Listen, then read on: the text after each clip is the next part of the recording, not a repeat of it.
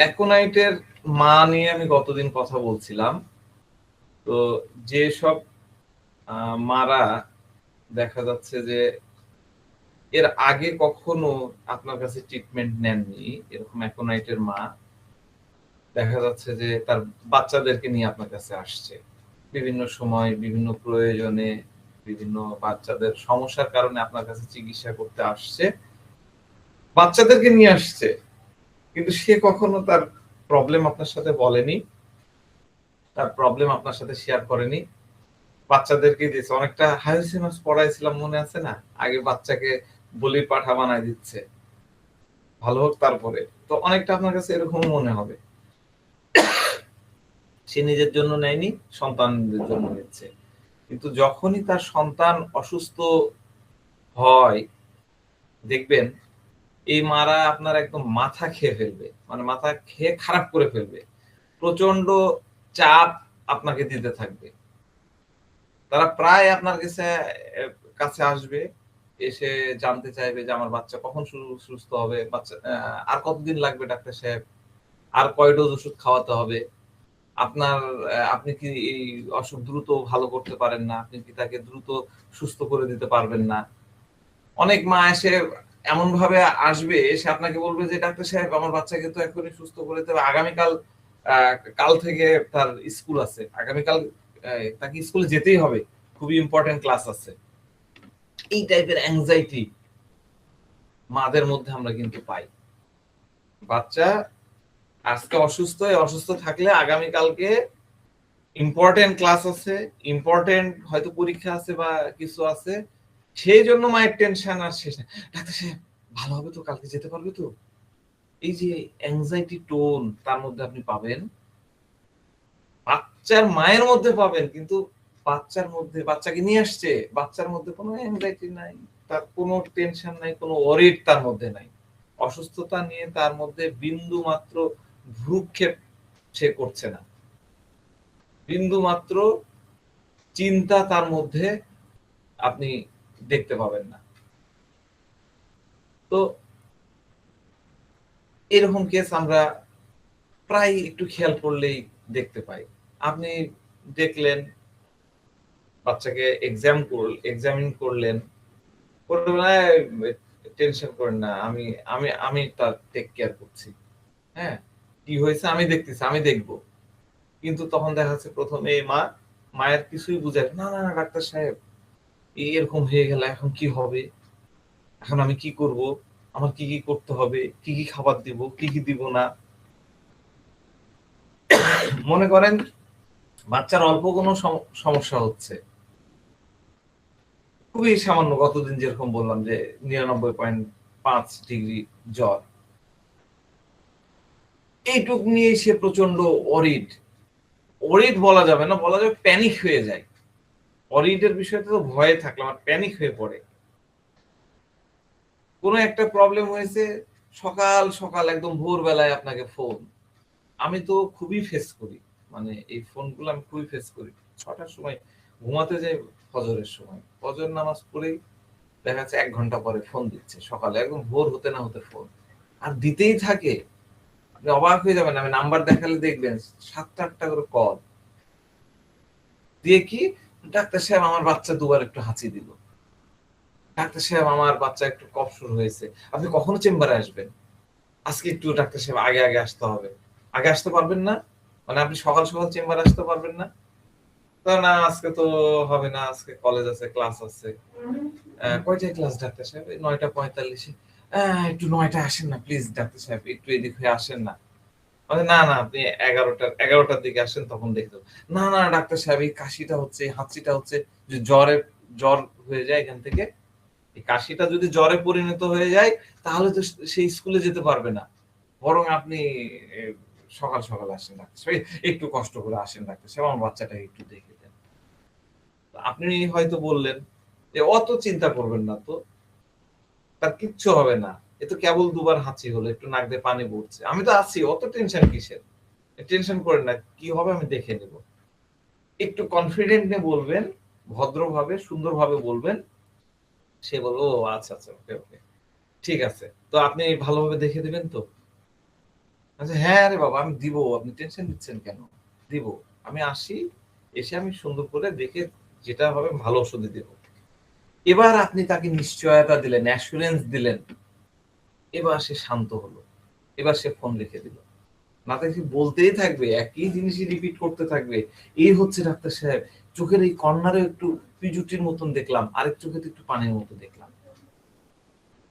একটা মানে common experience আপনাদের সাথে শেয়ার করি, অ্যাকোনাইট সংশ্লিষ্ট।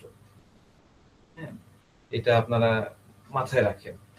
অ্যাকোনাইটের বাচ্চা, মানে অ্যাকোনাইট মায়ের বাচ্চা আর কি, অ্যাকোনাইটের বাচ্চা বা তার ফ্যামিলি মেম্বার কারো যদি কোনো সমস্যা হয়, তখন এই জিনিসটা আপনি ওই অ্যাকোনাইট পার্সনের মধ্যে খুঁজে পাবেনই পাবেন। সেটা হলো আপনি এই রিয়াকশন দেখতে পাবেন। বাচ্চা বা ফ্যামিলি মেম্বার, হাজবেন্ড বা তার কাছের কেউ রিলেটিভ কোনো প্রবলেম হলো, কিছু হয়ে গেল, এরা সাথে সাথে প্যানিক হয়ে যায়, সাথে সাথে প্যানিক হয়ে যাবে। সেটা হাজবেন্ড তো তার বয়সে বড়, সেরকম পার্সন হলেও বা মুরব্বী কেউ হলো, তার খুব কাছের মা বাবা শাশুড় শ্বশুর, একদম প্যানিক, সাথে সাথে আপনাকে কল দেবে। এটা দেখতে পাবেন, এটা পাওয়া যায়। তারা এটা দেখবেন আপনাকে ফোন দেওয়ার আগে যে আপনি ব্যস্ত আছেন, আপনি আহ, আমাদের অনেকেই অনেক পেশার সাথে জড়িয়ে জড়িয়ে আছেন, নানান কাজে ব্যস্ত থাকেন, রুগী দেখেন, ওটা নিয়ে তার কোনো ভ্রুক্ষেপ নাই। তার ফ্যামিলি মেম্বার কে কারো প্রবলেম হয়েছে, সে সাথে সাথে আপনাকে ফোন দেবে। আপনার কিসের ব্যস্ততা, কোন কাজে এঙ্গেজ আছেন, এগুলো সে দেখতে যাবে না। আপনার বিষয়টা তার কাছে কোনো প্রায়োরিটি থাকবে না। আপনি বলেন আমি একটু আগে আমার খুবই অসুস্থ, আমি আমার এক মনে আছে আমি খুবই অসুস্থ, এক বলতেছি যে আমি ভালো লাগতেছে না, না ডাক্তার সাহেব আপনি একটু আসেন, আপনি কিছু করতে পারেন, নাহলে আপনি এক কাজ করেন, আপনি একটু বাসা থেকে পারেন, আমি বাসার সামনে আপনাকে দেখাবো। ঠিক আছে, এইটা যে আপনি অসুস্থ সেটারও প্রায়োরিটি তার কাছে নাই।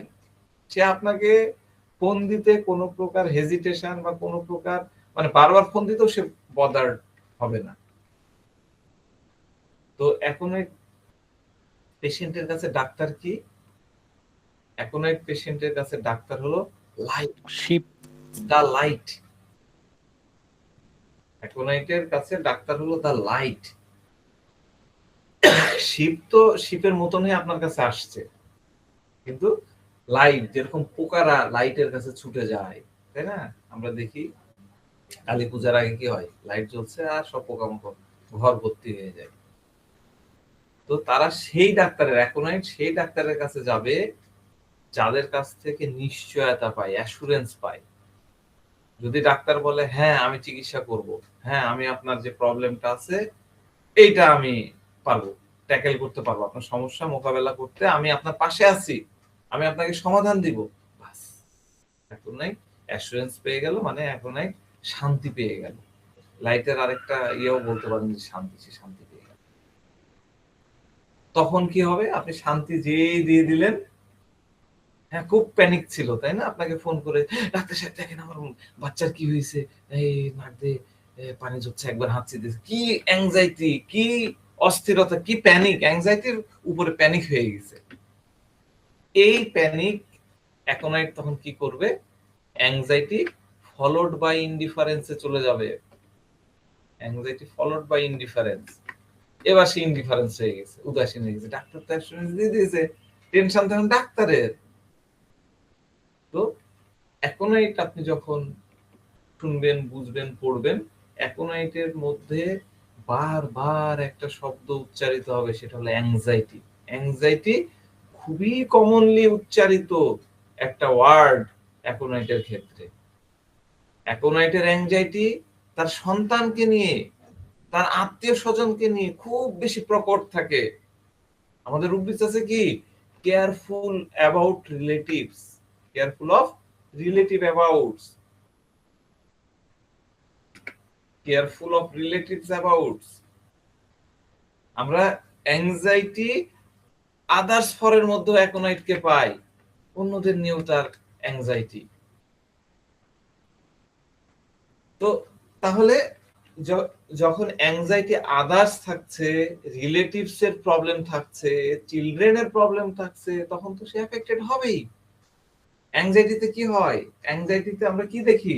অ্যাংজাইটির মধ্যে যে কোনো কিছু নিয়ে ওভার থিঙ্কিং থাকে, টু মাচ থিঙ্কিং থাকে, তাই না? অ্যাংজাইটিতে খালি থিঙ্কিং থিঙ্কিং থিঙ্কিং, কি হবে, আরে কি হলো, জ্বর আবার হয়ে যাবে না তো, এই স্কুলে যেতে পারবে না তো, পেটে ব্যথা হলো, আবার আলসার হলো নাকি, এই যে thinking, over thinking, too much thinking চলতে থাকতেছে। আমরা সবসময় কি বলি? অ্যাংজাইটিতে টু মাচ থিঙ্কিং, অ্যাকশনটা থাকে কম। অ্যাকশন বেশি কোথায় থাকে? ইমপেশেন্সে স্যার। অ্যাকশন বেশি থাকে হচ্ছে কেয়ারের মধ্যে। হ্যাঁ, কেয়ারের মধ্যে অ্যাকশন বেশি থাকে। এই কেয়ারফুল আদার্স, কেয়ারের মধ্যে থাকে বেশি। যখন তাদের ক্লোজ কেউ প্রবলেমে পড়ে, তখন সে ডাক্তারের কাছে অ্যাসুরেন্স চায়, ডাক্তার এই যে এই জিনিসটা হলো, সমাধান হবে তো, সমস্যা যদি এরকম থেকে এরকম হয়ে যায়, যাবে না তো, আপনার কাছে ওষুধ আছে তো, এই অ্যাসুরেন্সটা সে চায়। একজন একদম নিউ বর্ন বেবি, মানে ইনফ্যান্ট বলেন, এটা ভালো হবে, একদম ছোট বাচ্চাকে নিয়ে মান আসছে, তো তার জ্বর আসছে। তো জ্বর আসলে আমরা জিজ্ঞাসা করি জ্বর কত জ্বর আসছে, 102 ডিগ্রি। তো তারপরে আমরা, এই ছোট বাচ্চা তার কিছু বলতে পারবে না, একদম ইনফ্যান্ট, বুকের দুধ খায় বাচ্চা, তাহলে তাকে আমরা তখন কি জিজ্ঞাসা করি? আমাদের সেকেন্ড প্রশ্নটা হয়, জ্বরের সময় বাচ্চা কি করে? জ্বরের সময় বাচ্চা কি করে? তো মা বলছে যে খালি এপাশ ওপাশ হয়, ছোট বাচ্চা ঘুরতে পারে না, তাও একবার এদিক হয় একবার ওদিক হয়, এপাশ ওপাশ করে সারা রাত, এরকম কাল সারা রাত এরকম করেছে, একদমই ঘুমাতে চায় না। তখন প্রশ্ন কি করতে হয়? তখন প্রশ্ন করতে হয় না যে ঘুমাতে চায় না এপাশ ওপাশ, তখন আপনি কি করেন?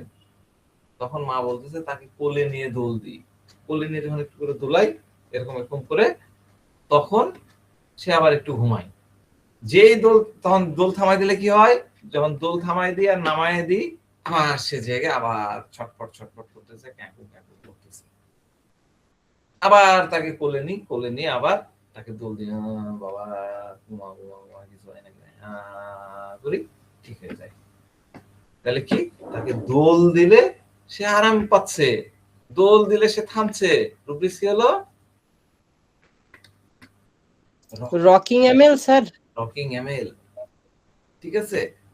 তো ছোট বাচ্চা হলো, আমরা একটু করে কথা বলি, কি দুষ্টুমি করো, হ্যাঁ, ওর কথা তো বলতে পারে না, কি কি করে হাসে, এগুলো রিয়াকশন দেখি। তো এই বাচ্চার সাথে আমি কথা বলা শুরু করলাম, সে তো আর কথা বলতে পারে না, করে, হ্যাঁ। তো একটা করে কথা বলি, ছোট বাচ্চা কান্না ছাড়া কিছু পারে না, বাপ মা তো বলতেও পারে না, করে।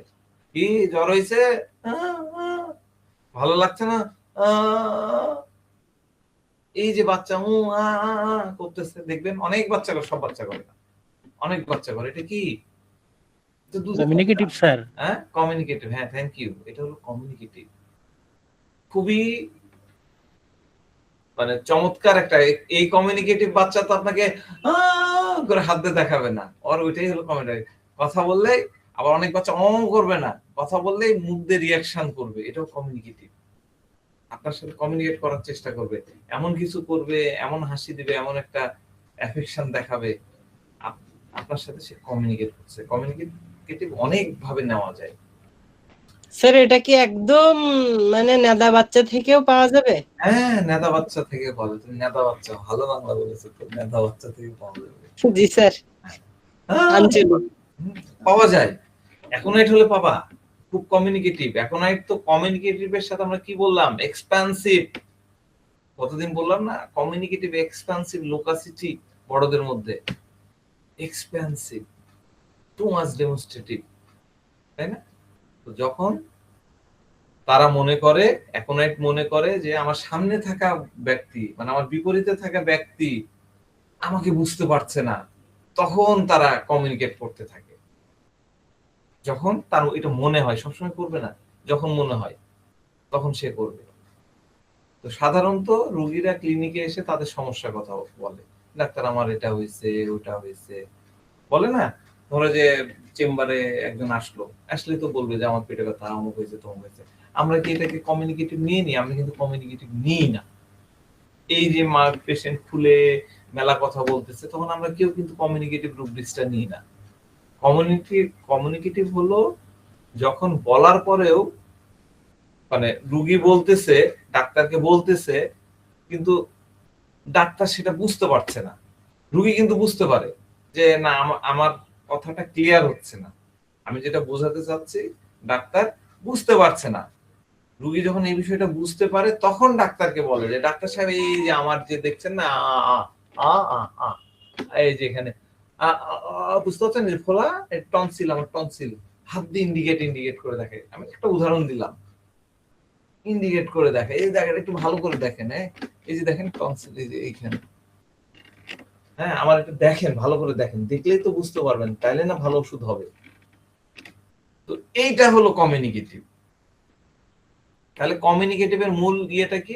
কমিউনিকেটিভ হলো সে আরো নির্দিষ্ট করে বোঝাতে চায়, ডাক্তার সাহেব আমার না টনসিলের ব্যথা, গতকাল থেকে আমি গিলতে পারছি না। এটা কিন্তু কমিউনিকেটিভ হলো না। যখন সে ইন্ডিকেট করে দেখাচ্ছে, ভালো করে বোঝাচ্ছে, সেও বুঝছে না ডাক্তারকে তো বোঝাতে হবে, টনসিল তো সবারই থাকে, কিন্তু আমারটা ফুলে যে লাল হয়ে গেছে, এরকম পাসেল বা এরকম স্টোনের মতন হয়ে গেছে, এটা দেখাতে হবে। তো রোগী নির্দিষ্ট করে বোঝাতে চায় যে ডাক্তার আপনাকে এটা দেখতেই হবে, আমার সমস্যা আপনাকে বুঝতেই হবে। যখন রোগী মনে করে যে ডাক্তার তার সমস্যা বুঝতে পারছে না, তখন সে কমিউনিকেট করে। আরেকটা বিষয় অ্যাকোনাইটের ক্ষেত্রে হয়, অ্যাকোনাইট কেন কমিউনিকেটিভ হয়? এটা একটা প্রশ্ন, কেন হয়? Any idea? কারণ সে মনে করে ডাক্তার আমার কথা ঠিকমতো বুঝতে পারছে না। সেটা তো আমি বলেই দিলাম, কিন্তু অ্যাকোনাইট কেন বুঝতে পারে? একটু এদিক ওদিক দিয়ে মিলানোর চেষ্টা করো, দেখি কেমন পারো। স্যার অ্যাংজাইটির ফেয়ার কারণে। Death of fair death of, ঠিক আছে। ফেয়ার ডেথ অফ নিব না আমরা, যে জিনিসটা নিব সে কিন্তু এখন একটা আগে থেকেই বুঝতে পারে যে আমি মরে যাব, তাই না? এখন একটা টাইম বলে দিচ্ছে মরে যাব, একটা প্রেডিকশন করতেছে। এই যে সেন্স, এই সেন্সটাকে আমি কতদিন বলেছিলাম কি? এটা রুব্রিক্স যে আমি বলেছিলাম না, কেয়ারফুল না। এই যে আমি মরে যাব, হ্যাঁ আমি কতদিন বলেছিলাম না ইনটিউটিভ, মনে আছে কারো? স্যার এটা ক্লেয়ারভয়েন্ট বলেছিলেন না? না, ক্লিয়ারভয়েন্ট তো হচ্ছে আগে থেকে সে ইয়ে করতেছে, কিন্তু এখন আমি যেটা বুঝাচ্ছি যে কেন তার কমিউনিকেট করার প্রয়োজন মনে হচ্ছে, এটা কিন্তু ইনটিউটিভনেস এর কারণে হচ্ছে। কারণ সে ইনটিউটিভ মানে কি আগে থেকে বুঝে। আমি ইনটিউটিভের উদাহরণ কি বললাম সেদিন? একটা উদাহরণ বলেছিলাম না যে কাজের মেয়ে মানে মহিলার হার হারায় গেল, গলার হার, নেকলেস হারায় গেল। তো খুঁজতে খুঁজতে নতুন একটা কাজের মেয়ে আসছে, কাজের মেয়ের ব্যাগের মধ্যে পাওয়া গেল। তো মহিলা ওই কাজের মেয়েকে কোনো পানিশমেন্ট দিল না। হ্যাঁ, তো পরে মহিলা জানতে পারলো যে ওর ছেলে ওই কাজের মেয়েটার সাথে কোনো একটা ঝামেলা হয়েছে, তাকে বাড়ি থেকে খেতায় দিবে, এই কারণে ওই মায়ের হাতটা নিয়ে যে ওই মহিলার ব্যাগের মধ্যে দিয়েছে। আমি সেদিন এই গল্পটা বলছিলাম না, কি ভুলে গেছেন?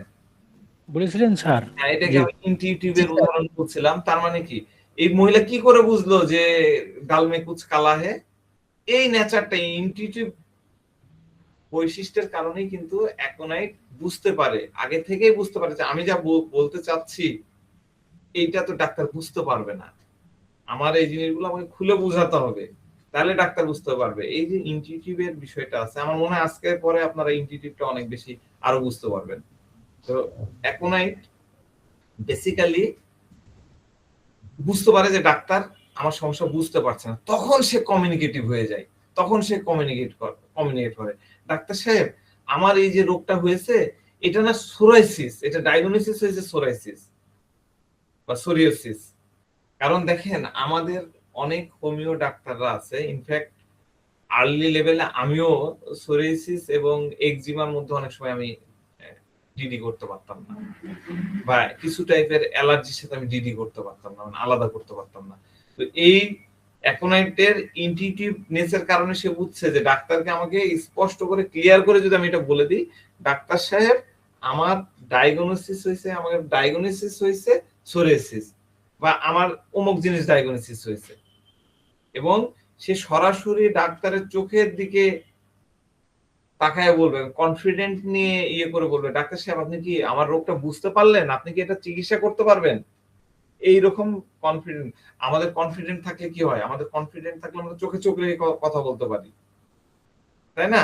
আর না থাকলে তো মাথা নিচু করে কথা বলি। তো ইনি কিন্তু সরাসরি আপনার চোখের দিকে তাকায় বলবে যে ডাক্তার সাহেব এই চিকিৎসাটা কি আপনি করতে পারবেন? তো আপনার কাজ হবে আপনি বলে দেবেন কেন পারবো না। আপনি তাকে 100% পজিটিভ লাইট দিতে পারবেন, দিতে হবে তাকে। অ্যাসুরেন্স চাওয়া ব্যক্তি তো আইসোমাসের কাছাকাছি অ্যাসুরেন্স লেভেল আছে। আপনি যদি গলা যদি আপনার কেঁপে যায় না, মানে যদি বলে ফেলেন, মানে সামান্য পরিমাণ নেগেটিভিটি দেন, তাহলে আর চলবে না, সে আর আপনার কাছে থাকবে না। আপনাকে তাকে বলতে হবে যে আপনার কাছে তার অসুখের চিকিৎসা আছে, আপনি তার চিকিৎসা করতে পারবেন, এবং আমাদের অনেক ভালো মেডিসিন আছে। তখনই অ্যাকোনাইট আপনার সাথে পারসিভ করে থাকবে, আপনার সাথে লেগে থাকবে, আপনাকে ছাড়বে না। পজিটিভ লাইট দিয়ে দিয়েছেন তো। আমি কতদিনও বলেছিলাম যে আমার একটা খুব খারাপ অভিজ্ঞতা আছে, একটা না বেশ কয়েকটা আছে, আমি তাকে বুঝতাম না, এখন তো বুঝি। এক মায়ের সাথে আমার খুব খারাপ অভিজ্ঞতা হয়েছিল। আমি জানতাম যে মহিলা অ্যাকোনাইট, কিন্তু এত কাহিনী এত তো আমার জানা ছিল না। তো তার বাচ্চা বাচ্চা দুটো বাচ্চা, তাদের জন্য ওষুধ নিতে আসতো, ভালো রেজাল্ট দিলেই ভালো হয়ে যেত, এলোপ্যাথি মেডিসিন খেতেই হতো না, না পাও পর্যন্ত খেতে হতো না, জ্বর সর্দি কাশিও একদম হোমিওপ্যাথিতে একদম অবার্থ মতন কাজ করতো। তো এই যে কাজ করতো, সে কখনো আমার কাছে ট্রিটমেন্ট নেয়নি, মানে ওই পর্যন্ত নেয়নি। তার মানে সে দেখছে, বারবার দেখছে যে না আমার বাচ্চা গেলেই তো এক ডোজে ভালো হয়ে যাচ্ছে, একদিন দুই দিনের মধ্যে জ্বর আসেই না, এলোপ্যাথি ওষুধ খাওয়াতেই হয় না। তার মানে কি, সে একটা অ্যাসুরেন্স পেল যে না বাচ্চাদের ট্রিটমেন্ট করতে পারছে, আমারও পারবে। তখন সে ট্রিটমেন্ট নেওয়া শুরু হলো। তার কাছে মনে হলো যে এই চেম্বারে এই ডাক্তার সাহেবের কাছে, ওই জায়গায় আমি আমার বাচ্চারা যেখানে যাচ্ছে সেখান থেকে আমি লাইট পাই। তার কাছে লাইটটা কি হলো, লাইটটা হলো পজিটিভিটি, ভালো রেজাল্ট পাওয়া যায় এখানে। মানে তার লাইটটা হলো রেজাল্ট ওরিয়েন্টেড, তার প্রবলেমের সলিউশন পাওয়া যায়। তাহলে এই ডাক্তার সাহেবের কাছ থেকে আমি লাইট পাই, তার কাছ থেকে আমি এক ধরনের আলোর পথ দেখি, আমার পথটা ক্লিয়ার হয়। যখন আমার কোনো একটা সমস্যা হবে আমি তার কাছে যেতে পারি, তাকে আমি শুধুমাত্র বলতে পারি। আমার অনেক পেশেন্ট আছে আমার কাছে ট্রিটমেন্টও নিতে আসে না, বিভিন্ন ধরনের সলিউশনের জন্য আসে। কোনো কিছু হলে হ্যাঁ আছে, আমার কেউ না, আমার কোন রিলেটিভও না, কিন্তু সে আমার পেশেন্ট। কিচ্ছু কোন একটা প্রবলেম হলে, ধরেন ব্যাংকের কোন একটা প্রবলেম হয়েছে, আমাকে ফোন, বিভিন্ন জায়গার ইয়ে হয়েছে না কেন, কারণ আমার কাছ থেকে সে একটা ক্লিয়ার পথ পায়, আমি একটা ওয়ে দেখাই। ঠিক আছে? তো এই মায়ের টেন্ডেন্সিটা আমি বুঝতে পেরেছিলাম। তবে অ্যাকোনাইট পেশেন্ট মানে নিজের কাছে রাখাটা যতটা সহজ, আপনার বিন্দু মাত্র ভুলের কারণে আপনি পেশেন্ট হারাবেন। কারণ এই পেশেন্ট গুলার কাছে না শব্দটা একদমই মানে নন অ্যাকসেপ্টেবল, অগ্রহণযোগ্য, এরা না শুনতেই চায় না।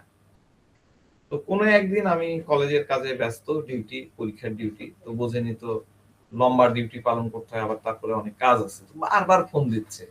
আমি পরীক্ষা হলে মোবাইল এলাও না, তারপরেও আমার কাছে ছিল, বারবার ফোন দিচ্ছে, কেটে দিচ্ছে। তো এতবার দিচ্ছে, নিশ্চয়ই জরুরি কিছু। ফোন ধরার পরে সে বলতেছে, তার কথা বলতেছে। তো এটাও একটা বিষয় যে বারবার আপনার কাজে সে ইন্টারাপ্ট করবে, দিন রাত 24 ঘন্টা কল দিতে তার কোনো দ্বিধাবোধ থাকবে না। তো যাকে আমি ফোন ধরার পরে সে বলল যে বাচ্চার জ্বর, এই আনতেন। তো আমি বললাম যে খুবই সরি আপা, আমি তো আজকে বসবো না, হবে না, আমার এনার্জি লেভেল ওরকম না। ওর মনে পড়ছে ওই বছর মানে ডবল পরীক্ষা হচ্ছিল, সকাল বিকাল, আপনার মনে আছে কিনা জানি না। ওইবারের কথা বলতেছি। তা আপনি আপাতত প্যারাসিটামল দিয়ে দেন বা নাপা সিরাপ দিয়ে দেন। হ্যাঁ, আগামীকালকেও আমি চেম্বারে যেতে পারবো না, পরশুদিন আমি যাব। তখন আমি অবশ্যই আমি দেখে দিব।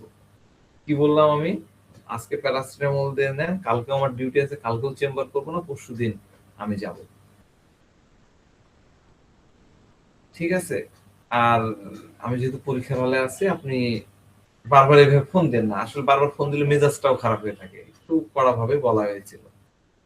তো আমি যে তার বাচ্চাকে প্যারাসিটামল খেতে বলেছি, এ পর্যন্ত সে অ্যালোপ্যাথি ওষুধ খাওয়াতে হয়নি। এইটা তার লেগে গেছে। আমার মুখ থেকে প্যারাসিটামলের ওয়ার্ডটা শোনাটা তার কাছে অগ্রহণযোগ্য ছিল। তো পরের দিন মানে আমার যেদিন পরীক্ষার ডিউটি ছিল না, সেদিন আমি চেম্বারে গেলাম, সেদিন সে আর আসলো না। এরপরে ওই ফ্যামিলির না হলেও 7-8টা মেম্বার, তার ননদ, তার ভাসুরের বউ আমাদের কাছে আসে বিভিন্ন ইয়েতে। পুরা পরিবারের ওষুধ ধীরে ধীরে বন্ধ হয়ে গেল। এরকম আমার কয়েকটা ইয়ে আছে, পুরো পরিবার আমাকে একদম বয়কট, আসেই না, ওষুধ নেওয়া বন্ধ করে দিয়েছে। এর কিছুদিন পরে তার সাথে দেখছি সে বাজার করছে। তো সে আমাকে দেখেও না দেখার ভান করে এড়িয়ে চলে, তাকালোই না। তো এরকম হলে তো খুব স্বাভাবিক, খারাপ লাগে। আমি প্রত্যেকটা পেশেন্টকে খুব নিজের মতন করেই ইয়ে করি, নিজের ফ্যামিলি মেম্বারের মতন করেই করি। তো আমার কাছে খুব একটা ভালো লাগলো না তার এরকম অ্যাটিটিউড। তো জাস্ট আমি তো তখন থেকে গেলাম। ওই সময় ওরকম আমার আইডিয়া ছিল না। এখন আমি বুঝি যে সে এরকমটা কেন করলো। এখন আমি বুঝি অ্যাকোনাইটের জন্য এই যে সিচুয়েশন, এটা হলো ডেথ অফ অ্যাকোনাইট। আপনি যদি তার অ্যাংজাইটির জন্য, তখন তার অ্যাংজাইটি ছিল, সে সময় যদি আপনি লাইট দেওয়া বন্ধ করে দেন, লাইট না দেন, তখন সে আপনার সম্পর্কের সাথে ডেথ রিলেশন করবে। অ্যাকোনাইটের ডেথ এটাই। ডেথ প্রেজেন্টমেন্ট অফ ডেথ আমাদের রুব্রিক্স আছে, তাই না? এইভাবে আপনারা ব্যবহার করতে পারেন। সম্পর্ক, রুগী এসে গল্প করবে যে আমার সাথে এই করেছিল, একদম তার সাথে কাট অফ মানে কি? ডেথ। লাইফের সাথে কাট অফ, সম্পর্ক ছিন্ন করে ফেলাও কিন্তু ডেথ। এখন তোমার কোনো অস্তিত্ব নেই, কারণ তুমি আমার সমস্যা বুঝোনি। আমার যখন অ্যাংজাইটি ছিল, তোমার কাছে লাইট চাইলাম, তোমার কাছে পথ দেখতে চাইলাম, তুমি তো আমাকে পথ দেখাওনি। তার মানে আমার জীবনে তুমি কাট অফ, ডেথ। বুঝতে পারছেন? তো অ্যাকোনাইটকে আমরা এইরকম লেভেলে অ্যাবিউসিভের মধ্যে পাই, ইন্ডিগনেশনের মধ্যে পাই। অ্যাবিউসিভ, ইন্ডিগনেশন।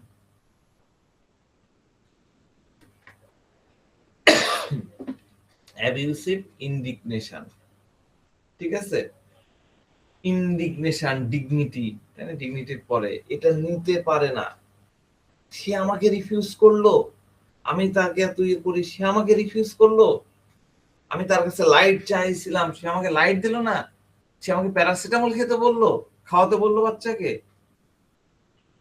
যার কাছ থেকে তারা লাইট চায়, সেই ব্যক্তি যদি তার দিতে অস্বীকার করে, তাহলে সেটা এখন একটা ইন্ডিগনেশনে আঘাত হানে। তার মধ্যে তখন ইরিটেবিলিটি চলে যায়। তখন এই যে আমাদের রুব্রিক্স আছে, indifference everything, indifference joy of others. হ্যাঁ, এখন এটার মধ্যে প্রচুর ইনডিফারেন্স রুব্রিক্স দেখতে পাই। আমি কিছু রুব্রিক্স দিয়ে দিই আপনাদের এখানে। Indifference anxiety after, indifference everything to, indifference everything to, indifference fever during, indifference joy of others, indifference to love one, indifference relations to, indifference sleepiness with, indifference anxiety after। এগুলো complete আর synthesis একসাথে ইয়ে করে দিয়ে collect করা আছে। এগুলা আর কি আপনারা লিখে নিতে পারেন। তো আরেকটা বিষয়, সেটা হলো আমাদের খুব সুন্দর একটা রুব্রিক্স আছে, jesting cannot take a joke,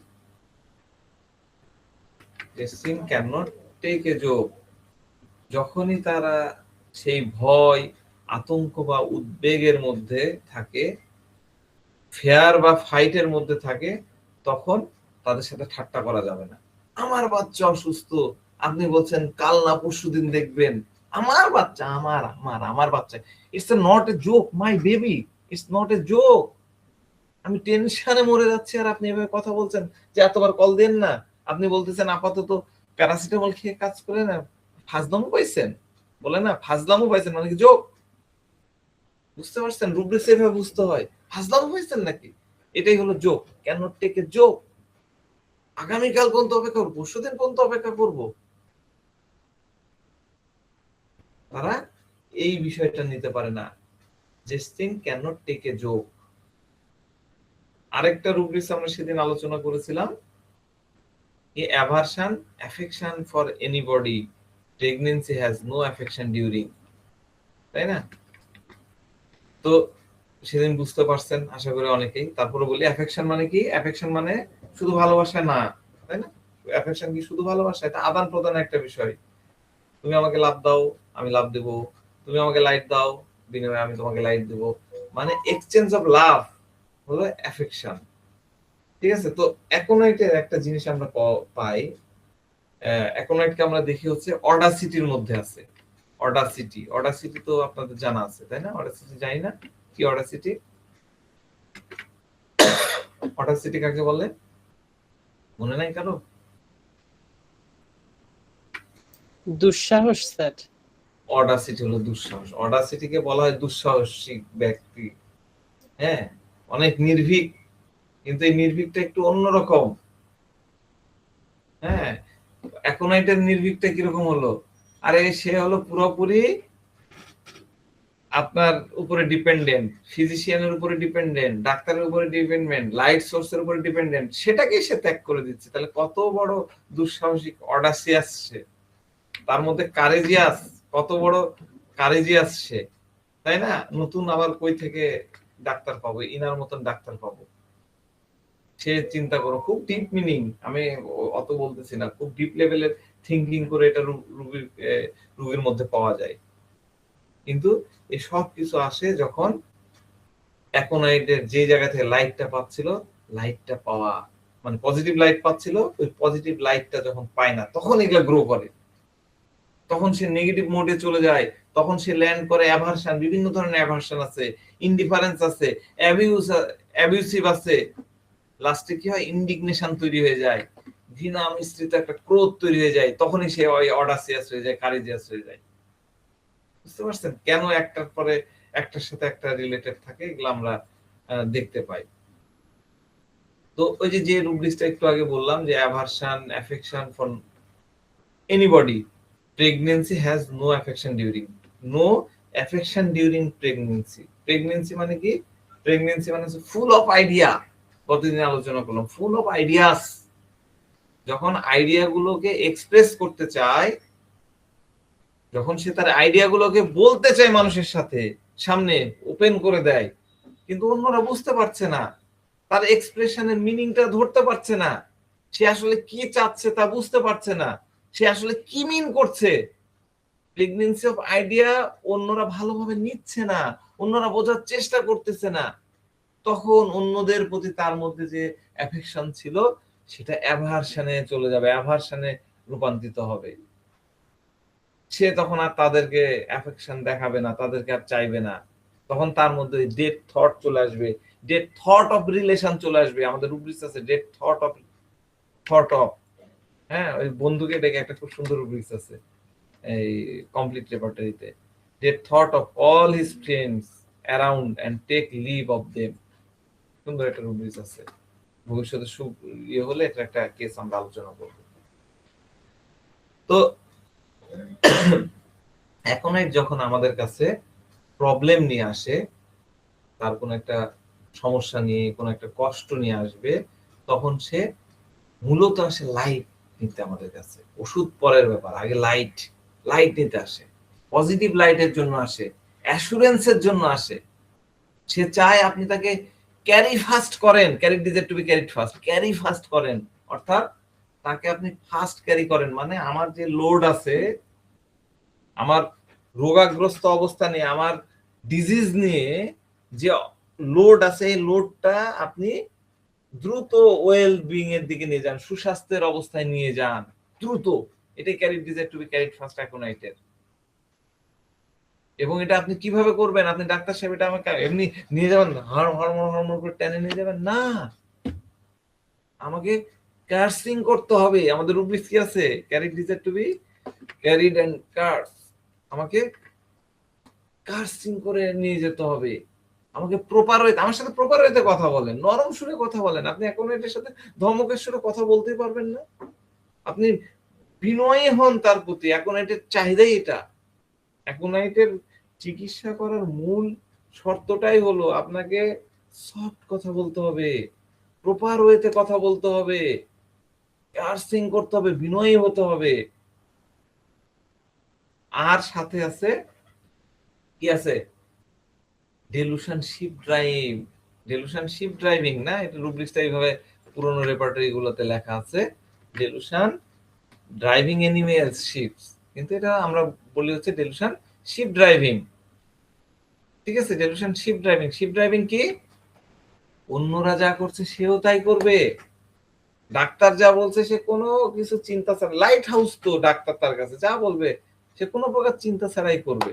সে আপনার কাছে এসেছে, অন্যরা এসেছে তাই, তার সমাজে, তার পরিবারের কেউ, তার সোসাইটির কেউ, তার পাড়া প্রতিবেশী আপনার কাছে আসে, আপনার কাছে ট্রিটমেন্ট করতে আসে, তাই সে চলে আসছে। এটা আবার ক্রেডুলাস না, এটা আবার ভুল করা যাবে না। ক্রেডুলাস হচ্ছে ফলস বিলিভ, অন্যরা ফুসলাবে তখন সে চলে আসবে। একে ফুসলানো লাগে না, আরে দেখে সব ওই দিকেই যায়, সব কমফোর্ট হোমিও কেয়ারে যায়, তো উনিও কমফোর্ট হোমিও কেয়ারে যাচ্ছে। তাহলে অনুভূতি হল, তার অনুভূতি হলো শিপ ড্রাইভিং।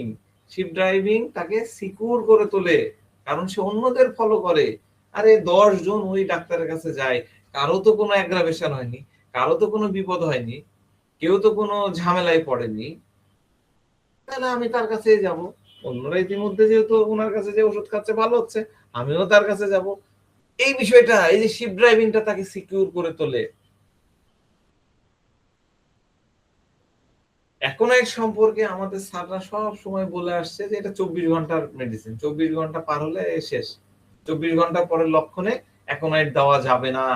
কিন্তু ডক্টর এমএল সেগাল আমাদেরকে শিখিয়েছে যে এই বিষয়ে আমাদের প্রিজুডাইজড হওয়া যাবে না। আরো এই সিরিজের 5ম খণ্ডে উনি কিন্তু ডিলুশন শিপ ড্রাইভিং এর বর্ণনা করেছেন, ডিটেইল বর্ণনা দেওয়া আছে, আপনাদের কাছে অনেকের বই আছে, পড়ে দেখেন 5ম খণ্ডে।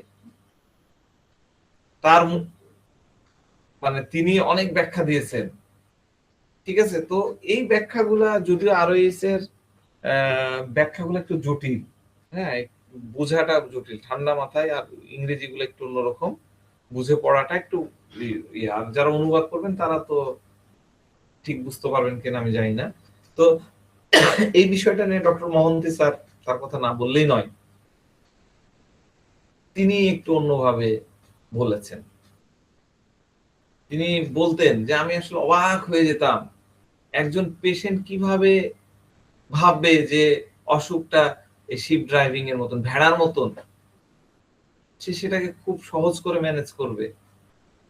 কিন্তু তারপরে তার মনে এই প্রশ্নটা আসছে যে কেন কেন্ট, মহামতি কেন্ট এই রুব্রিক্সটা লিখলেন, এটা আরো কিভাবে অ্যাপ্লাইড ওয়েতে আমাদের ক্লিনিকে, আমাদের চেম্বারে আমরা এটা ব্যবহার করতে পারবো। তো যাক, উনি একটা কেসে বলতেছিলেন যে একটা মহিলা পেশেন্ট এলেন, তার অ্যাট্রোপিক রাইনাইটিস। আমাদের অ্যাট্রোপিক রাইনাইটিস সম্পর্কে আইডিয়া আছে? What is অ্যাট্রোপিক rhinitis? কারো আইডিয়া আছে? আমি বলে দিচ্ছি। এটার আরেকটা বাংলা নাম আমরা বলি নাক পচা রোগ। আপনারা শুনেছেন কিনা নাক পচা, যেটাকে মেডিকেল ইয়েতে বলা হচ্ছে ওজেনা, OZENA, ওজেনা। এটা কিন্তু খুব ক্রনিক ডিজিজ এবং দীর্ঘদিন ধরে মানুষ এটাতে ভোগে, এবং এলোপ্যাথিতে বলা যায় যে প্রায় মানে দুরারোগ্য, মানে ওই সহজে ভালো হতে চায় না। তো আমাদের হয় কি, যে নাকের মধ্যে যে মিউকোসা থাকে, যে ঝিল্লি থাকে, হ্যাঁ, এই ঝিল্লি টিস্যু এবং এই হাড় ধীরে ধীরে ক্ষয় হতে থাকে, ফলে নাকের মধ্যে যে গহ্বর আছে, ফাঁকা জায়গা আছে, এটা বড় হয়ে যায় এবং সেখানে এক ধরনের ইনফেকশন জনিত হয়ে দুর্গন্ধযুক্ত হয়ে যায়, সবুজ বা কালো রঙের একটা মতন হয়ে যায়, মামড়ি, আমরা বাংলায় এটাকে মামড়ি, ইংরেজি বলে ক্রাস্টের মতন জমে। তো এটা নানান কারণে হয়, বংশগতভাবে হতে পারে, ম্যালনিউট্রিশনের কারণে হয়, এডি, আয়রনের অভাবে হতে পারে, কোনো ইনফেকশন, ব্যাকটেরিয়া জনিত ইনফেকশন, বা অল্প বয়সী মেয়েদের হয়, হরমোন, ইস্ট্রোজেন হরমোনের অভাবে এরকম হয়। আবার অনেক সময় দেখা যাচ্ছে যে করে, এই যে আমাদের হাড্ডিটা অপারেশন করে, তাই না, সাইনোসাইটিস, সাইনাসের অপারেশন করে চেঁচে ফেলে, তো ওই কারণেও হতে পারে। বা দেখা যাচ্ছে যে অনেক বড় ইনজুরি, বক্সাররা এই যে অপারেশন করে তার আগে ইনজুরি হয়, সেখানেও হতে পারে। তো এটাতে কি হয়, প্রচন্ড দুর্গন্ধ বের হয়, যদিও রোগী বুঝতে পারে না, কারণ তার ঘ্রাণ শক্তি হয়ে যায়, কিন্তু আশেপাশের লোক এই গন্ধটা পায় এবং নাকের ভিতরে সবুজ বা কালো টাইপের এক ধরনের আস্তরণ তৈরি হয়। তো নাক বন্ধ থাকা, নিঃশ্বাস নিতে কষ্ট হয়, এরকমই হয়, মাঝে মধ্যে রক্তও ঝরে। তো অ্যালোপ্যাথিতে এটার ওইরকম নাই, যদিও অ্যালোপ্যাথিতে বলে যে স্যালাইন ওয়াটার দিয়ে নাকটা ধোয়া, হ্যাঁ, এবং ওরা ওই যে নাজাল ড্রপ দেয়, মাঝে মধ্যে অপারেশন করে, কিন্তু আবার হয়ে যায়, ইনফেকশন তো বারবার হতেই থাকে। তো যাক, অন্যদিকে চলে যাচ্ছে, আপনাদেরকে শেখানোর জন্য, জানানোর জন্য বললাম, অনেকেই জানেন। তো এই অ্যাট্রোপিক রাইনাইটিসের এই মহিলাটা অসুখ নিয়ে মোটেই সিরিয়াস না। তো স্যার তাকে বারবার জিজ্ঞাসা করতেছে যে কেন আপনি না, হ্যাঁ, তো সে বলতেছে যে আমি জানি যে এই সমস্যাটা খুব বেশি হলে আমার হাঁচি হবে, নাক দিয়ে পানি পড়বে, নাহলে নাক বন্ধ হয়ে যাবে, এই পর্যন্ত, এর বেশি আমার সমস্যা হয় না, আমি এটা এতদিন ম্যানেজ করে নিতে পারতেছি এবং আমি ভবিষ্যতে নিব। মানে তার এই অ্যাট্রোপিক রাইনাইটিসের জন্য প্রবলেম হলে কি হয়, নাক বন্ধ হয়ে যায়, নাক দিয়ে পানি ঝরে বা হাঁচি টাচ্ছি হয়, এটাই তার সমস্যা। তো এটা সে ম্যানেজেবল, এই কারণে সে করেনি। তো এখন তাহলে আপনি চিকিৎসা নিতে এলেন কেন, এতদিন করলেন, তাই আসছেন কেন? তখন সে বলতেছে যে মানে কয়েকদিন হলো হাঁচির সাথে বুক ধড়ফড় করছে, তখন আমার টেনশন হচ্ছে যে বুক ধড়ফড়ের সময় আমার এই হার্টের বেশি ধড়ফড় ধুকপুক করে, তখন এই হার্টের এই রিজিয়নে পেন হচ্ছে, তাই আমি ভাবলাম যে আপনার কাছে চিকিৎসা নিলাম, আমার আবার কিছু হয়ে গেল নাকি, আপনার অসুখে, আপনার ওষুধে এটা ঠিক হবে তো? তখন তিনি বললেন যে না, 100% ঠিক হবে। এটা শুনে এই মহিলা খুব রিল্যাক্স হয়ে গেল, স্যার বাঁচালেন, আমার তো খুব টেনশন হচ্ছিল, আপনার কথা শুনে আমার খুব ভালো ভালো লাগলো। তো তাকে এখন 30 এক ডোজ দেওয়া হয়েছিল, কয়েক দিনের মধ্যে তার এই অ্যাট্রোপিক রাইনাইটিসের মানে যে কমপ্লেন গুলা ছিল, অ্যাকুইট কমপ্লেন গুলা ছিল, সেগুলা গায়েব হয়ে গেল এবং ধীরে ধীরে ধীরে ধীরে একদম ওই ক্লিয়ার হয়ে গেল, যেটা খুবই রেয়ার কেস। তো এই স্যার বললেন, এই শিপ ড্রাইভিং বোঝাতে যে তিনি এই করলেন যে ডাক্তার বলে দিয়েছে, বাস ডাক্তারের কথা মেনে নিয়ে ওইভাবেই হয়ে আছে। অথচ অ্যাট্রোপিক রাইনাইটিস এটা ভালো হয় না, সেও হয়তো জানে, কিন্তু এই ডাক্তার বলছে তো আলবাত 100% হবে। এই অ্যাকোনাইট রোগী, হাইসোমাস রোগী, এগুলাকে আপনি 100% জেলসিমিয়াম 100% ওয়ার্ড ইউজ করেন, দেখেন অর্ধেক সুস্থ হয়ে পড়ছে। হ্যাঁ, তো এইরকম হচ্ছে অ্যাকোনাইটের শিপ ড্রাইভিং, এরকম আমরা শিখেছিলাম এবং এগুলো পাওয়া যায়, আপনারা এইভাবে প্রেসক্রাইব করতে পারবেন।